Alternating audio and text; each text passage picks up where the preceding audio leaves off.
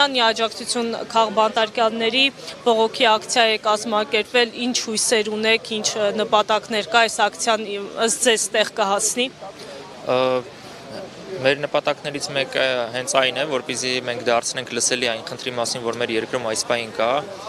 Իսկ այս պահի դրությամբ մեր երկրում կա աննախադեպ քանակությամբ քաղբանտարկյալներ, մեր պատմության ընթացքում չեն եղել նմանատիպ ռեպրեսիաներ։ Մենք նաև նկատեցինք, որ արդեն քաղաքական հետապնդումներից բացի ռեպրեսիաները սկսվեցին նաև լրագրողների նկատմամբ եւ դրա բառապացույցներ ժուրնալիստների միության նկատմամբ, երբ որ սկսվեցին պետական մակարդակով ճնշումներ, որի մասին ի դեպ անդրադարձավ այս վերջերս այն ժուրնալիստների միության նախագահ Սաթիկ Սեյրանյանը, ու այս ամեն ինչը տանում է դեպի այն կողմ, որ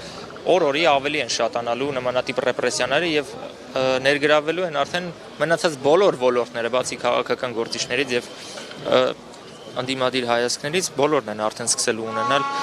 նմանատիպ խնդիրներ իշխանությունների հետ, որովհետև այս իշխանությունները չեն հանդուրժում